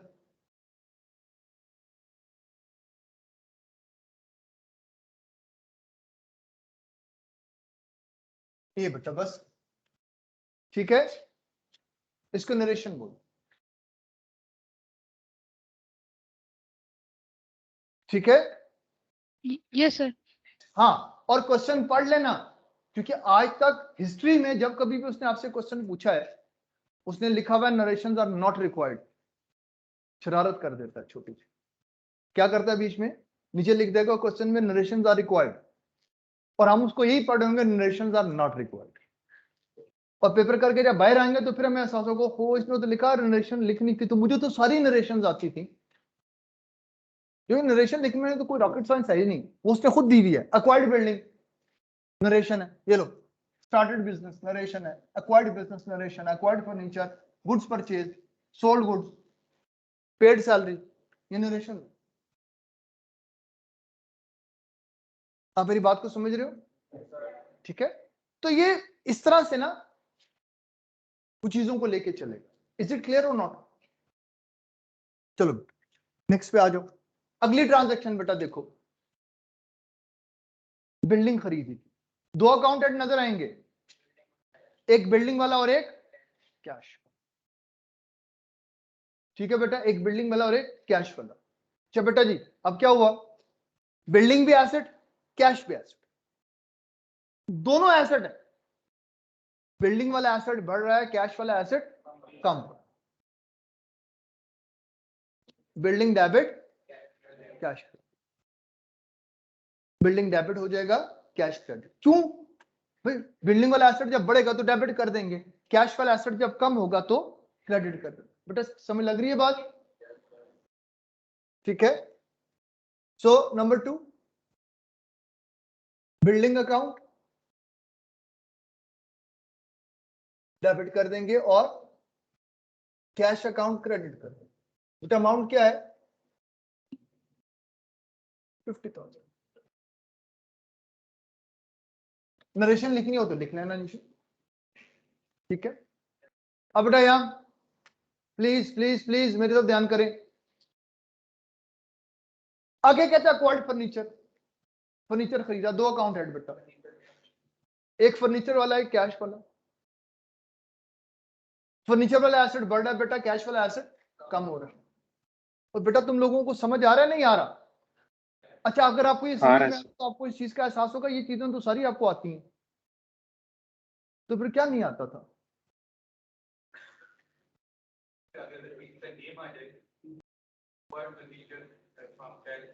कोई मसला नहीं, वो आ जाए तो कोई परवाह ना करे, अभी आएंगे नहीं। नेम को कैसे मैनेज करना है, आप अगर स्पेशल जर्नल को देखें तो वहां पे सारे नाम ही नाम है, लेकिन वो नाम आते हैं स्पेशल जर्नल्स में, तो वहां पर जाकर उसको सीखेंगे तसल्ली के साथ। ठीक है, मुझे बताओ ये समझ में आ रहा नहीं आ रहा? फर्नीचर खरीदा बेटा, तो फर्नीचर कैश, एक फर्नीचर का अकाउंट एक कैश का अकाउंट। बेटे मेरी बात को फॉलो करें, ठीक है? 10,000 एंड 10,000। अब अगली ट्रांजैक्शन जिसके लिए आज मैंने नया चैप्टर स्टार्ट करवा दिया आपको, ये चैप्टर मैंने बेसिकली आपके पास इसके लिए स्टार्ट करवा, आज का लेक्चर लिया था ना रेगुलर, छोड़ने नहीं है वो लेक्चर।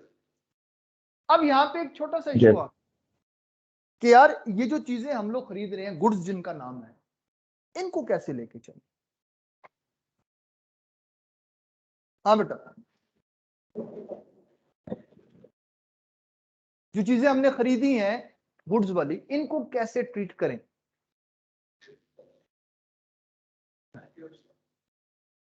अब इन्वेंट्री से रिलेटेड हमारे पास आप एक है सर यहाँ पे ऐसा मैं बात करता हूं आपके पास। अब ये कि इन्वेंट्री से रिलेटेड आपके पास आप ये कह लें कि दो तरह से लोगों ने डिस्कस करना शुरू कर दिया। अभी बात ये है, ये जो इन्वेंट्री आपके पास पड़ी हुई है, आप इस इन्वेंट्री को कुछ लोगों ने कहा कि एसेट बनाए, कुछ लोगों ने कहा कि एक्सपेंस बनाए। अक्रूवल प्रीपेमेंट में तुमने शायद याद ज़हन में नहीं आ रहा, वहां पर भी हमने यही बात की थी कि एक सिस्टम है जो कहता है कि इसको क्या बना लो, एसेट बना लो, दूसरा सिस्टम इसको क्या कहता है, इसको एक्सपेंस बना लो। ये वही चीज, वो बहुत आसान है, ये कॉम्प्लिकेटेड, क्योंकि ये दो सेपरेट सिस्टम्स हैं। इन्वेंट्री के बीच में कहता है यार या तुम्हें परपेचुअल इन्वेंट्री सिस्टम पे चलना पड़ेगा या तुम्हें पीरियोडिक इन्वेंट्री सिस्टम पे चलना पड़ेगा। परपेचुअल इन्वेंट्री सिस्टम एक ऐसा इन्वेंट्री सिस्टम है जो इन्वेंट्री को एसेट कंसीडर करता है, और पीरियोडिक इन्वेंट्री सिस्टम एक ऐसा सिस्टम है जो इन्वेंट्री को एक्सपेंस कंसीडर करता है। परपेचुअल इन्वेंट्री सिस्टम में वो ये कहते हैं कि जो आपने इन्वेंट्री खरीदी है इसको बिंग इन्वेंट्री अपने पास मेंटेन करें, इसको बिंग एसेट अपने पास मेंटेन करें। ये वो आपके पास आपका आइटम है जो आपका एसेट है। पीरियोडिक इन्वेंट्री सिस्टम कहता है नहीं, एसेट नहीं, इसको आपने क्या बनाना है, एक्सपेंस बनाना है। एक सिस्टम कहता है कि इसको इन्वेंट्री का नाम दो, स्टॉक का नाम दो, दूसरा सिस्टम कहता है खबरदार इसको इन्वेंट्री स्टॉक नहीं बोलना, इसको परचेजेस का नाम। अगर हम इसको इन्वेंट्री का नाम देंगे तो ये एसेट बन जाएगा, अगर हम इसको परचेजेस का नाम देंगे तो एक्सपेंस बन। बेटे मेरी बात को फॉलो करें, हमारी मजबूरी दोनों से करनी, हमने इसको एसेट भी बनाना है, हमने इसको एक्सपेंस भी। तो इसी लेक्चर में हम इसको एसेट भी बनाएंगे और फिर इसके साथ साथ इसको एक्सपेंस भी बनाएंगे। बेटा मेरी बात को फॉलो करें, बेटा क्लियर है? ठीक है, थक तो नहीं गए? बस थक जाते फिर भी कोई मसला नहीं था, ठीक है, क्योंकि क्लास कंटिन्यू करनी है। अब यहां देखो, ठीक है बेटा, ये आज पेस हमारी स्लो होगी। आज पेस इसलिए स्लो होगी क्योंकि हम अकाउंट्स को भी डिफाइन कर रहे हैं, डेबिट क्रेडिट को भी याद कर रहे हैं, लेकिन कल के दिन के बीच में पेस फास्ट होगी, तो चीजें हम ज्यादा न्यूमेरिकली परफॉर्म करेंगे। आज ज्यादा चीजें आपके पास फॉर्मेट बेस है, फॉर्मेट्स को देखना है, चीजों को अलाइन करना है। कल के दिन में इंशाल्लाह आपके पास आपकी जो न्यूमेरिकल्स हैं वो और परफॉर्म हो, तो कल ज्यादा बेहतर होते हैं। अब बेटा यहां देखो, अगर मैं इसको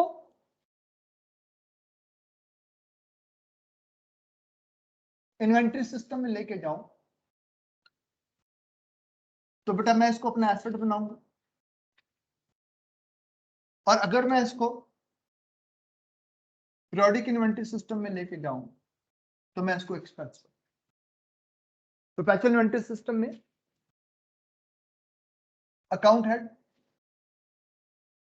हेड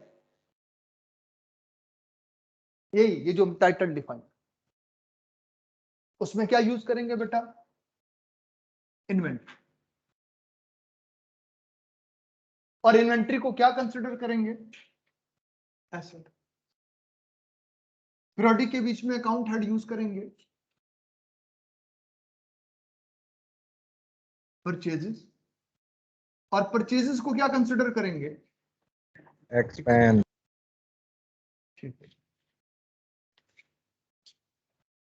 बात समझ में आ रही है?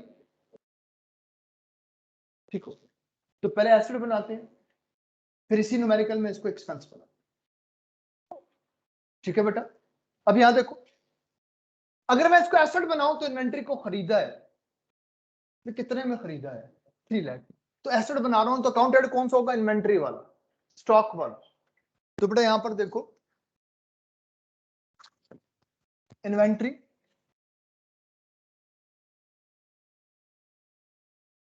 को डेबिट कर दूंगा, कैश को क्रेडिट कर दूंगा।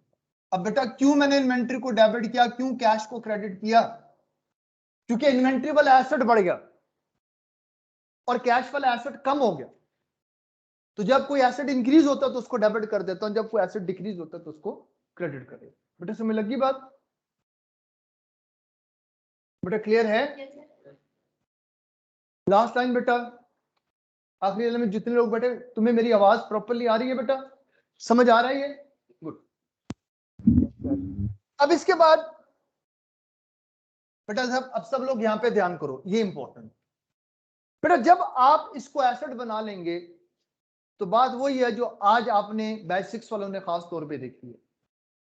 बैच 6 वाले लोग हैं, बैच 6 वालों ने तो उसकी इंटरेस्ट परफॉर्म कर ली कि इनिशियली आपने उसको क्या बना लिया, एसेट बना लिया। अच्छा, फिर जिस वक्त आपके पास जब वो टाइम खत्म हुआ तो उसके बाद आपने उसको किस में कन्वर्ट कर दिया, एक्सपेंस में कर दिया। प्री पेमेंट थी ना, तो इनिशियली क्या एसेट बना लिया, जब तक वो आपके पास आपका एसेट है उसको एसेट रखो, जब वो एक्सपायर हो गया एक्सपेंस में कन्वर्ट कर दो। सेम कॉन्सेप्ट इधर। इन्वेंट्री को क्या बनाया, एसेट बनाया, बन गया एसेट, रखो इसको एसेट, डेबिट कर लो। ठीक है बेटा, कैश को क्रेडिट कर दो, उधार पे खरीदो को पेबल्स को क्रेडिट कर देंगे, फाइन। जब बेचोगे तो 2 एंट्री, एक एंट्री इनकम को रिकॉर्ड करने की होगी, एक अपनी कॉस्ट को रिकॉग्नाइज करने की। बेटा मेरी बात को फॉलो करें।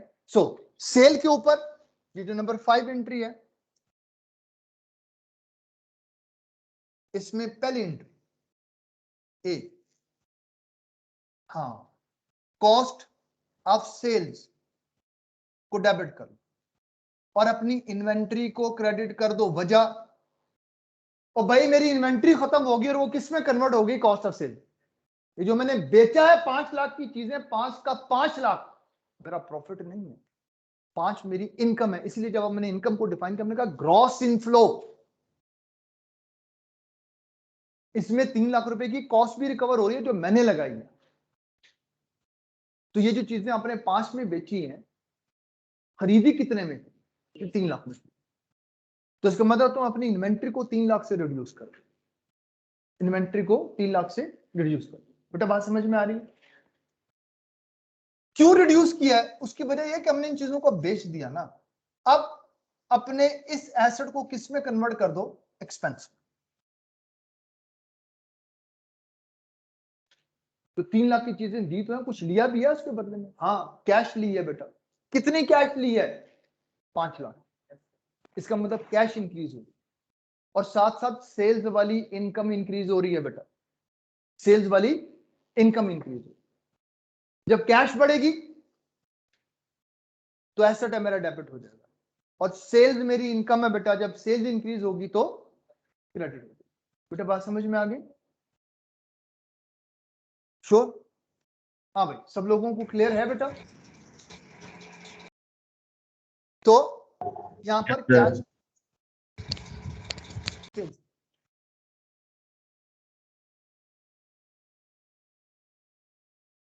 भाई किसी को मसला हो?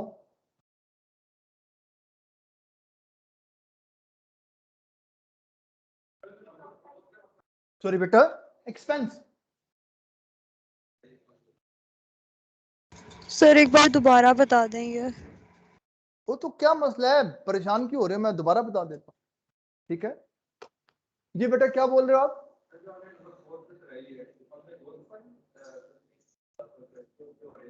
वो करेंगे ना, अभी परपेचुअल पे कर रहे हैं, फिर अगले में इसी में सामने रख के इसको परपेचुअल से पीरियोडिक पे ले जाएंगे, ठीक है। मैं दोबारा बता देता हूँ बेटा। पहले तो मुझे बताओ, नंबर 4 वाली ट्रांजैक्शन क्लियर है? क्या आपने इन्वेंट्री वाला एसेट खरीदा? बेटा वो कितने का खरीदा? 300,000, ठीक है। तो अब नंबर 5 ट्रांजैक्शन पे, अब मैं उस एसेट को दे रहा हूं, बेच रहा हूं। तो पहला मामला ये हुआ कि यार ये एसेट मुझसे जा रहा है। बेटा मेरी बात को फॉलो करें। और इस एसेट को जब मैंने डिक्रीज किया, तो यार मैंने इसको क्यों डिक्रीज किया, मुझसे क्यों जा रहा है? क्योंकि ये सेल हुआ है। तो जो 5 लाख की मैंने सेल किया, उसकी कॉस्ट कितनी है? 3 लाख। ये बड़ी इंपॉर्टेंट इंफॉर्मेशन है जो मुझे चाहिए, जो मैंने यूजर को सप्लाई करनी है, कि मैं उसको बता सकूं, मैं उसको समझा सकूं कि यार ये वो आइटम है जो मैंने बेचनी है, तो उनकी कॉस्ट ही है। बेटा मेरी बात को फॉलो करें। बेटा क्लियर है? कोई बात समझ में आ रही है बेटा? तो कॉस्ट ऑफ सेल्स आपका एक्सपेंस। इसका मतलब एसेट अब किस में कन्वर्ट हो गया बेटा? एक्सपेंस। यार ये बिल्कुल वैसे है जैसे प्रीपेड रेंट खत्म हो गया और उसकी जगह पर नया अकाउंट हेड आ गया जिसका नाम क्या था? Rent expense. तो 3 साल के लिए था ना, 3,60,000 रुपए मैंने 3 साल के लिए दिए। तो अगर मैंने 3 साल के लिए दिए थे, तो इनिशियली मैंने उसको क्या रिकॉर्ड किया? प्रीपेमेंट। यार ये प्रीपेड रेंट, तो ये तो एसेट है ना बेटा, इसको मुझे किस में कन्वर्ट करना पड़ेगा? रेंट के एक्सपेंस में। तो जो जो मैं इसको कंज्यूम करता जाऊंगा, वैसे वैसे मेरा एसेट खत्म होता जाएगा और मेरा एक्सपेंस आता है। इट्स लाइक सीसा, अगर उससे एसेट आपके पास डिक्रीज हो रहा है, एक्सपेंस बढ़ना शुरू हो। बेटा मेरी बात को फॉलो करें। तो मैंने कहा मेरा इन्वेंट्री वाला एसेट कम हो गया। ये क्यों कम हुआ? जाया हो गई है, जल गई है, चोरी हो गई है। हमने कहा नहीं नहीं, बेची। तो किस में कन्वर्ट होगा बेटा? Cost of sale. बेटा क्लियर है? बेटा बात समझ में आ गई? Yes sir. हाँ बेटा, वो जो बोल रही थी कि उनको समझ में नहीं आ रहा, अभी क्लियर है बेटा? जिन्होंने कहा था दोबारा बताएं। ठीक है बेटा, यहां पर देखो। उसके बाद अगली ट्रांजैक्शन कैश मिली है। कितने की कैश मिली है? 5 लाख की। 5 लाख की कैश मिली, कैश इंक्रीज हुई। भाई कैश क्यों मिली है? सेल हुई है ना, सेल्स वाली इनकम है 500,000। बेटा बात समझ में आ रही? बेटा क्लियर है? ठीक। Now number 6। अब यहां पे एक सवाल पैदा होगा, सर वो प्रॉफिट किधर गया? प्रॉफिट ऑटोमेटिकली आता है जब आपकी इनकम 5 लाख से बढ़े और एक्सपेंस 3 लाख से बढ़े, तो डिफरेंस 2 लाख का प्रॉफिट ही है, वो अलग से कैलकुलेट हो जाएगा। अकाउंटिंग इक्वेशन में तो ट्रांजैक्शन में ट्रांजैक्शन करते हैं, लेकिन जब हम आते हैं प्योर अकाउंटिंग में, तो फिर हमें पीरियड बाय पीरियड करना, पूरे पीरियड को एक जगह पर उसकी सेल इकट्ठी कर लो। इसीलिए तो लेजर बनाएंगे, फिर उस लेजर से उठाएंगे इतनी सेल्स, उस लेजर से उठाएंगे इतनी कॉस्ट ऑफ सेल्स है, सेल में से कॉस्ट ऑफ सेल्स माइनस करो, जीपीआर। बेटा मेरी बात को फॉलो करें। क्लियर है? यहां तक समझ आ गई बात बेटा? आखिर में, आखिर लास्ट, सैलरी पे। आपने सैलरी पे की है, तो सैलरी वाला एक्सपेंस इंक्रीज हो गया, कैश डिक्रीज हो गया। एक्सपेंस बढ़ेगा तो क्या करूंगा बेटा? डेबिट कर दूंगा। और एसेट कम हो गया तो क्या करूंगा बेटा? क्रेडिट कर दूंगा। ठीक है बेटा? तो यहां देखिएगा, salaries, debit, cash, credit, amount बेटा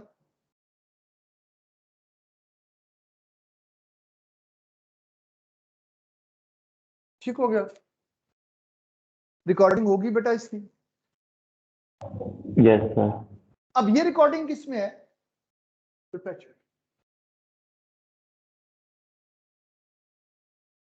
बेटा बात समझ में आ रही है? सब्र करो। और एक्सक्यूज मी सर। जी बेटा।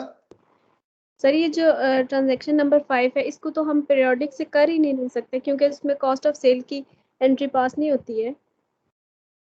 तो क्यों नहीं कर सकते बेटा? सर क्योंकि कॉस्ट ऑफ सेल वाली तो सिर्फ परपेचुअल में होती है ना, पीरियोडिक में तो नहीं होती। तो बना लेते हैं इसको पीरियोडिक बेटा, ये खत्म कर देते हैं। ये लो, अब बोलो कैसे करोगी? यस सर, अब हो सकती है क्योंकि अभी वो वाली एंट्री खत्म हो गई है ना, अभी परचेजेस आ जाएंगी। नहीं आप सही बोल रही हो, आप बिल्कुल कंसेप्चुअली बोल रही हो कि मुझे पेपर में क्या करना है। पेपर में अगर आपके पास गुड्स कॉस्टिंग लिखा हुआ होगा तो फिर पीरियोडिक से नहीं हो सकता, फिर आपके लिए लाजिम है कि आपने परपेचुअल से ही करना है, ठीक है। और अगर पेपर में नहीं लिखा हुआ तो फिर हमें, लेकिन यहाँ पे तो हमने समझना ना बेटा, तो हम ये ज्यूम कर लेते हैं कि इसकी कॉस्ट नहीं मेंशन, ठीक है बेटा। बेटा मेरी बात समझ रहे हो? अभी यहाँ देखो, अगर ये पीरियोडिक इन्वेंटरी सिस्टम है तो बेटा नो चेंज, ये ऐसी ट्रांजैक्शन होगी, इसमें भी कोई चेंज नहीं, इसमें भी कोई चेंज। जी बेटा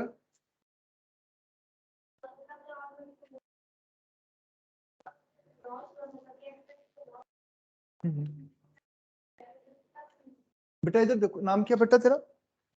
मैं हूं। अब बेटा यहाँ देखो, बात ये नहीं कि हमने जब प्रॉफिट हुआ था तो कैपिटल में मेंशन किया, तो अब लॉस हो रहा है तो हम कैपिटल में मेंशन नहीं करेंगे, जरूर करेंगे बेटा। पहली बात समझो, वहां पे हमने नेट अमाउंट को उठाया था और उठा के कैपिटल में ऐड कर दिया कि जी 2 लाख का प्रॉफिट। यहाँ पे वो नहीं किया, यहाँ पे हमने क्या किया जी 3 लाख की एक्सपेंस है, 5 लाख की इनकम है। अभी ना मैंने 5 लाख को कैपिटल में ऐड किया, ना 3 लाख को कैपिटल में से माइनस किया। अभी मैं वेट करूंगा, और वेट करते हुए मैं क्या करूंगा, फाइनेंशियल स्टेटमेंट बनाऊंगा कि अच्छा यार मेरी सेल्स 5 लाख की, मेरी कॉस्ट ऑफ सेल्स 3 लाख की, तो ग्रॉस प्रॉफिट कितना हो गया, 2 लाख का। अभी उसके बाद फिर उसमें से एक्सपेंसेस भी माइनस करूंगा, 30,000 की क्या आ गई, सैलरी आ गई। तो जब 30,000 को माइनस कर लूंगा, मैं कहूंगा मेरा नेट प्रॉफिट कितना, 1,70,000। तो मैं उस नेट प्रॉफिट को 1,70,000 को जाके कैपिटल में ऐड करूंगा। यही वजह कि अगर आप अपनी अकाउंटिंग इक्वेशन में कैपिटल का आखिरी बैलेंस देखेंगे वो 5,70,000। सो नेट प्रॉफिट कितने का हुआ, 1,70,000। पहले का कैपिटल कितना था, 4 लाख, दोनों को ऐड किया तो क्या बन गया, 5,70,000। ठीक है बेटा। तो मैं ना अभी हम उसको आगे परफॉर्म करेंगे। वो अकाउंटिंग इक्वेशन थोड़ी क्रूड सी फॉर्म, ये बड़ी एक्यूरेट है, हर चीज पिक्चर के साथ क्लियर होती है, ठीक है। समझ लगी बात या नहीं? चलो आगे चले बेटा। अच्छा भाई दूसरी बात यहां ध्यान करें सारे लोग, मैं आपको पहले भी बताया हुआ है। तो पहली बात ये कि मुझसे डरने की जरूरत नहीं। कोई चीज अगर आपको समझ में नहीं आ रही तो बेटा इस क्लास का पर्पस रेगुलर क्लास नहीं। बात को अंडरस्टैंड करो, तुम इस वक्त अपनी रेगुलर क्लास में नहीं बैठे कि तुम्हारी रिक्वेस्ट पर या मेरे प्रपोजल पर ये क्लास इनिशिएट की गई। इस क्लास का पर्पस ही ये है कि जो चीज तुम्हें नहीं समझ में आ रही उसको समझो। इसलिए जहां पर भी आपको इश्यू होता है रोकिए मुझे, सर नहीं समझ में, तो जिस मकसद के लिए आए थे वो पूरा ही नहीं हो रहा, तो या तो कल से हम नहीं आते, अगर आ रहे हैं तो फिर परफॉर्म करें। बेटा मेरी बात को फॉलो करें, मेरी बात को बेटा अंडरस्टैंड करें। तो मेरी ख्वाहिश है कि आपको मैक्सिमम बेनिफिट हो। तो जो चीज समझ में नहीं आती रोको, पूछो सर नहीं समझ, ठीक है। ये मेरी छेड़ नहीं बना लेना, ठीक है। लेकिन ये है कि इसके बीच में आप ये कहें उसको आप ये कह लें कि परफॉर्म करें। इज इट क्लियर और नॉट? ठीक है, ठीक है बेटा आगे चलो। चलो इसका मतलब ना इसमें जी बेटा।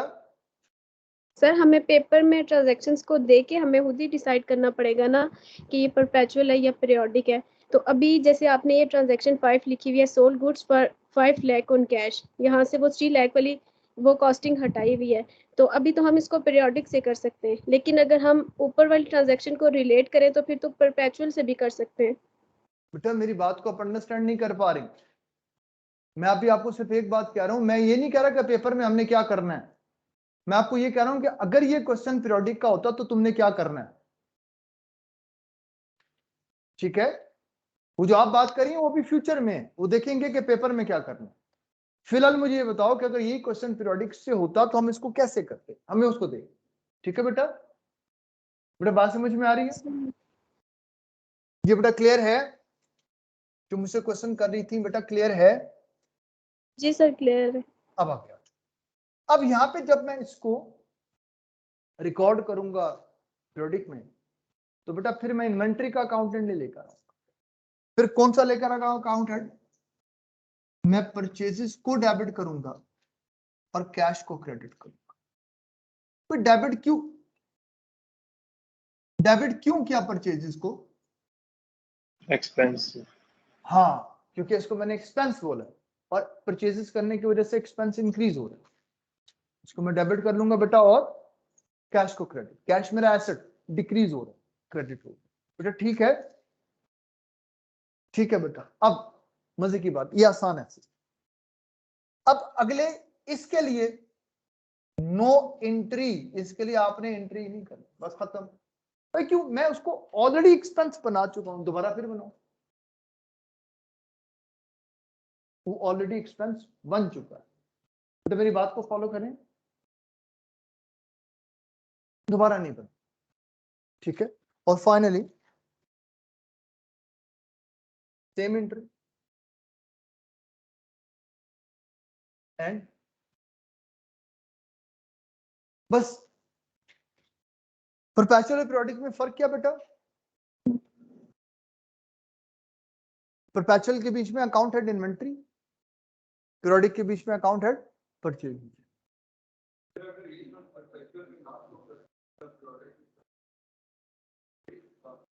सही कह रहे हो आप। अभी ना एक्चुअली आपके पास आपकी इस न्यूमेरिकल से रिलेटेड आप इस चीज को देखिएगा कि ये क्वेश्चन तो सिंपल है ना।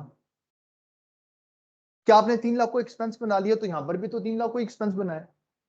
लेकिन जब आप थोड़े से अगले लेवल पे जाएंगे तो वहां पर ये नहीं होगा ना, मैंने जानबूझ के ये काम किया। ठीक है? जब आप जाएंगे तो इन्वेंट्री पड़ी हुई होगी, फिर उसकी वैल्यूएशन करनी होगी, और फिर जब इंशाल्लाह आप इन्वेंट्री के चैप्टर में जाएंगे तो आपको पहले तो वो समझ में आएगा कि परपेचुअल और पीरियोडिक में खाली ये जनरल खाली नाम का फर्क नहीं है, प्रैक्टिकली इनके बीच में कितना बड़ा डिफरेंस है वो आपको वहां पर जाके हमें एक्सप्लेन करना। बेटा मेरी बात को फॉलो करें। यहाँ नहीं, यहाँ पर उनके ऊपर डिस्कशन शुरू हुई तो फिर चिरागों में रोशनी नहीं रही। ठीक है? तो उसको छोड़ दो। ठीक है? क्लियर है बेटा? अच्छा, मेरे ख्याल में आज के दिन के लिए बस इतना काफी है। ठीक है? कल मैं आपको इसी का लेजर्स, ट्रायल बैलेंस और फिर इन्हीं ट्रांजैक्शन को बेटा किस में कन्वर्ट करके दूंगा? स्पेशल जर्नल में। आपने सिर्फ ये करना है कि इसको अपने पास मेंटेन कर लें ट्रांजैक्शन। ठीक है? सॉरी यार, वो मैंने आज नमाज नहीं पढ़ी जोर की, तो नमाज का टाइम खत्म हो रहा है। सर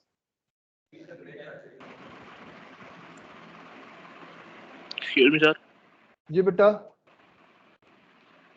सर ये इन्वेंटरी ये थोड़ा सा एक्सप्लेन कर देंगे तो फिर। बेटा कल के दिन में अगर एक्सप्लेन करवा लो तो मैंने भी नमाज पढ़नी है। सर नमाज का तो टाइम पड़ा हुआ भी बड़ा। चले आप हुक्म करें, मैं कर देता हूँ बेटा। जी बेटा सर नमाज पढ़। क्या एक्सप्लेन कर लूं? नमाज पढ़ना है बाद में। नहीं मुझे बताओ, मैं कर देता हूँ। मुझे बताओ तो सही क्या करना है। सर ये इन्वेंटरी जो है ये एक्सप्लेन कर। क्या बेटा इसमें क्या चीज एक्सप्लेन करना है? यानी इसका बेसिक कॉन्सेप्ट जो है ना वो एक्सप्लेन करना। सिंपल सी बात है बेटा, इन्वेंट्री आपके पास आपकी वो यूनिट्स हैं जिनको बेच के आपने अपने बिजनेस में प्रॉफिट कमाना है। बेच के? हाँ हाँ, जिसके लिए आप अपने बिजनेस को इस्टेब्लिश करते हैं। ठीक है? और ये सैलरीज कैश है। Sorry, salaries cash. बेटा ये आपके पास आपकी, आप ये कह लें कि वो सैलरीज हैं जो आपने अपनी सर्विसेज लेते हुए अपने एम्प्लॉइज को पे किए हैं।